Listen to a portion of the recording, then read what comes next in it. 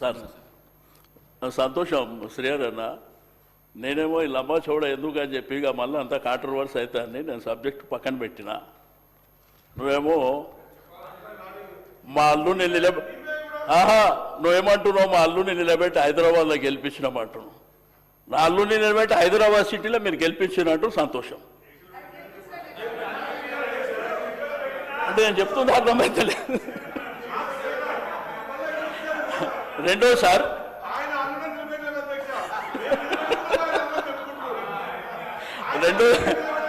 రెండోది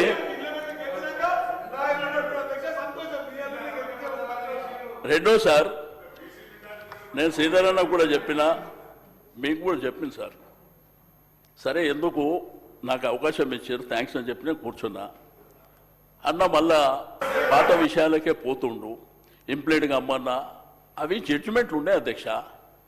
50% కంటే మించి ఉంటే అవి చెల్లవు అని చెప్పి సుప్రీంకోర్టు జడ్జిమెంట్లు, హైకోర్టు జడ్జిమెంట్లు ఉన్నాయి. ఎవరు ఇంప్లీట్ అయినా జరగదు. జయలలిత గారు 69% అప్పుడు పివి నరసింహారావు గారికి ఆ రాష్ట్రంలో ఆ సంఖ్య అవసరం ఉండే. కాబట్టి ఆమె ధైర్యంగా నిలబడి నా సంఖ్య ఇది క్లియర్ చేస్తే నేను సపోర్ట్ చేస్తా అంటే అది జరిగింది, అక్కడ జరిగినటువంటిది. కాబట్టి దయచేసి నేనేమంటా అంటే ఇంకా విమర్శ ప్రతి విమర్శ నాకు నాకు అట్లా కాదు. హైదరాబాద్ సిటీలో ఉండి 6 సార్లు గెలిచినోని నీకు స్వేచ్ఛ ఉండేనా అని మాట్లాడితే నేను ఏం చెప్పాలి? నీకు చిన్న పిల్లగా అన్నా లే అన్నా. మీరు గుర్తుపెట్టుకోండి, నేను కాంట్రవర్సీ చేయదలుచుకోలే. మీకు స్వేచ్ఛ ఉండేనా? నాకు ఎంత స్వేచ్ఛ ఉండే, మా వాళ్ళకి ఎంత స్వేచ్ఛ ఉండే మాకు అందరికీ తెలుసు. కాబట్టి 9 సంవత్సరాలలో అద్భుతాలు చేసినాం. కాబట్టి దయచేసి నేను 9th షెడ్యూల్ పక్కన పెట్టండి. అది జరిగేటప్పుడు జరుగుతుంది, పోరాటం చేస్తాం, బలమైనటువంటి ఉద్యమాన్ని కూడా నిర్మిస్తాం, అది వేరే విషయం. కానీ మీ చేతిలో ఉన్న పని మాత్రం మీరు చేయండి. వచ్చే క్యాబినెట్ ఎక్స్పెన్షన్లో ఆ మిగిలినవి ఆ బీసీలకి ఆ మంత్రి పదవులు ఇవ్వండి.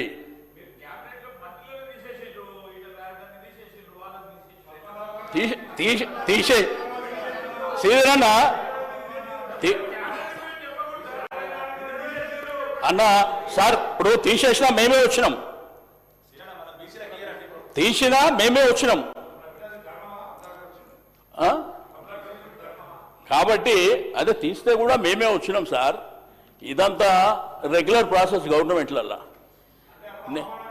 నేనేమంటున్నా, నువ్వు మంత్రి అవుతావా లేకపోతే నువ్వు కొట్లాడుతావా?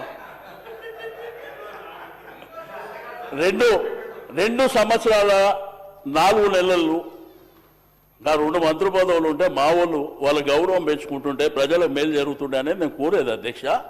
ఇవేమో మీ చేతుల పనులన్నా, అదేమో మన చేతిలో లేని పని.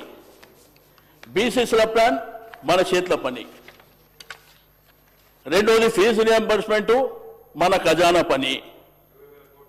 20,000 కోట్లు అది మన చేతిలో పని. 42% మన చేతిలో లేదు. ఆ కాంట్రాక్ట్లు ఇస్తామన్నారు, అది మన చేతిలో పని. ఎంబీసీ మంత్రిత్వ శాఖ కూడా ఏర్పాటు చేస్తా అన్నారు, అది మన చేతిలో పని. కాబట్టి అవన్నీ చేయాలని నేను కోరుతున్నా. అంతకుమించి మీరు చెప్పినయే మీరు కామారెడ్డిలో చెప్పినటువంటి నేను చెప్తున్నా. రెండోది దయచేసి నేను మా శ్రీధర్ అన్నకు రిక్వెస్ట్ చేసేది ఒకటే, శ్రీధర్ అన్న బడ్జెట్లో పెట్టినటువంటి అంకెల ప్రకారమే ఖర్చు పెట్టమని చెప్తున్నా, అంతకంటే వేరేదేం లేదు. ఎందుకంటే మన వాళ్ళు నిన్న మీరు 12,000 కోట్లు అన్నారు, వాళ్ళు నిజమే వస్తాయని అపోహ. కార్పొరేషన్లు, రెండోది మన ఎంబీసీ కార్పొరేషన్లు ఉన్నాయి, బీసీ కార్పొరేషన్లు ఉన్నాయి, అక్కడ రూపాయలు ఏమంటారు వాళ్ళ పాపం. కాబట్టి దయచేసి మా ఈ డిపార్ట్మెంట్లన్నీ మా పొన్నం ప్రభాకర్ అన్న చూస్తుండు అన్న, అందరూ వచ్చి నేను ఎత్తి మీద కూర్చుంటారు, గుర్తుపెట్టుకో. Thank you sir.